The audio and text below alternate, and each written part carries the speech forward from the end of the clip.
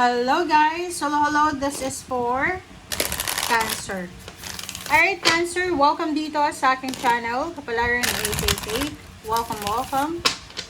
Alamin natin kung anong messages, vibration, gabay energy para sa lahat ng Cancer. This is for the week June 22 hanggang 28. Okay. A blessing to find your way, Cancer. Wow, 24/6. Congratulations sa lahat ng Cancer. Kasi yung barahan mong ito, siguro may mga Cancer sa inyo. Yung iba, hindi naman lahat. May iba na medyo nawawala kayo sa direction nyo. Nawawala sa focus, nawawala sa direction, nawawala kayo sa kung ano yung goals nyo. Yung parang anong tawag dito, medyo,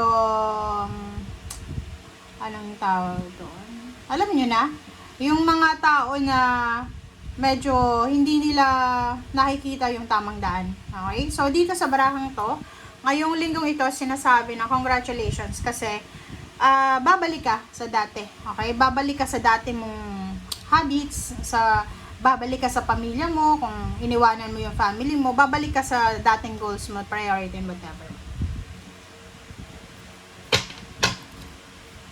Okay. Cancer.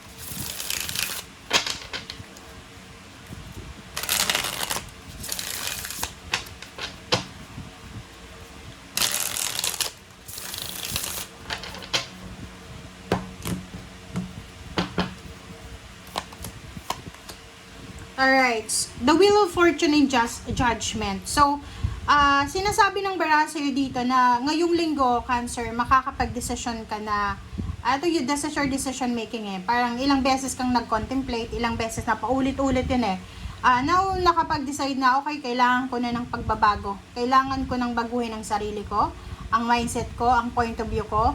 Lahat babaguhin mo. So, nakikita ko na yung willingness, acceptance to Kung may mga pagkakamali, siguro, tatanggapin mo Kasi, siguro medyo bababaan mo yung pride mo sa linggong ito. Okay, Knight of Cups and Five of Wands. Isang tao to, lalaki ka ba? Kung lalaki kang Cancer, kahit babae, babae na Cancer, kung involved ka sa mga away, gulo, lalo na sa family, sa trabaho, or sa environment mo, sa community, ikaw siguro yung magiging Knight of Cups. Ikaw yung magiging, parang ikaw yung mag-aayos ng relationship. So, yun, ikaw yung magre-reach out sa taong kaaway mo. Ikaw yung hihingi ng tawad sa taong kaaway mo. Okay? Strength card and Temperance. So, yun. Sabi ng baraha sa'yo dito, kailangan mong maging malakas, maging confident, maging matatag ka. Kailangan mo ng patience dito. Okay? Siguro yun lang yung rason kung bakit medyo hindi maganda yung takbo ng emotion mo. Kasi pwedeng marami kang kaaway, marami kang kagalit, katampuhan, and because of your pride, hindi naaayos yung gulo. But now, nakapag-decide ka na, accepted mo na ikaw yung may mali, accepted mo na ikaw ang kailangan mag-reach out on and humingi ng tawad or paumanhin. Okay? So, Ace of Swords and Three of Swords. Sinasabi ng baraha sa'yo dito na pwedeng boss mo to. Okay? Pwedeng ito yung boss mo, pwede itong parents mo, or pwedeng someone ito na hindi ka alam kung bakit kailangan mong mag-reach out sa kanya.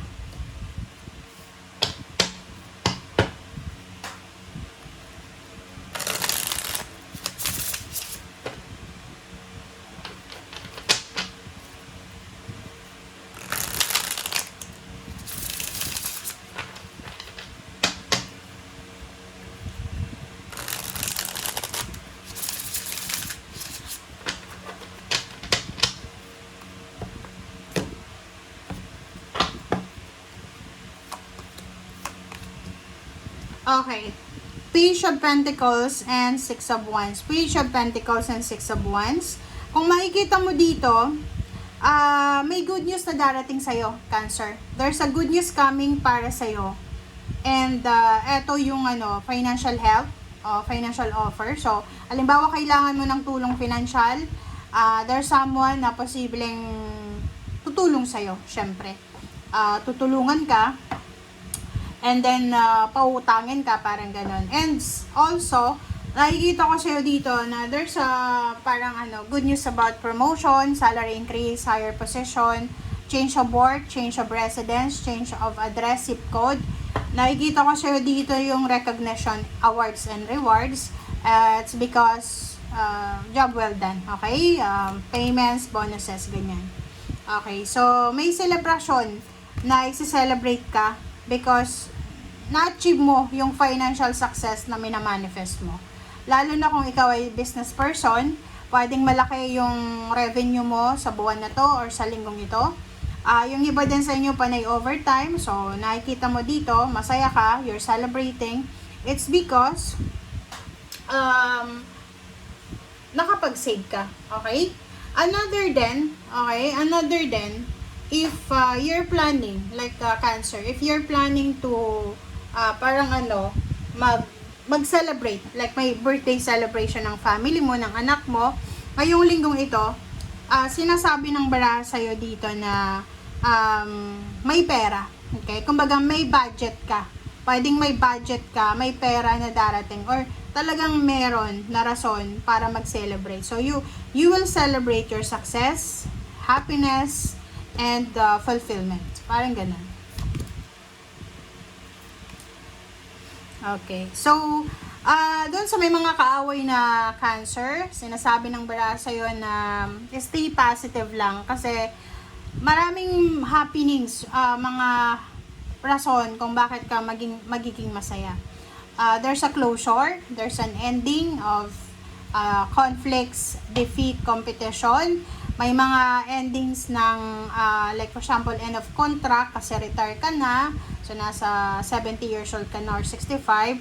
So, nakikita natin dito na masaya ka kasi may enjoy mo na yung time with your apo or with your family. So, yun ang nakikita ko sa'yo dito. Parang para siyang chariot na sinasabi na ma-harvest mo lahat ng mga itinanim mong binhi. Okay? And sa ilalim mo dito is Page of Wands and the Tower and the Lover. So, mag-iingat ka lang sa love life mo. Kasi yung love life mo dito, yun lang yung pwedeng magkaroon ng problema sa future. Tingnan mo.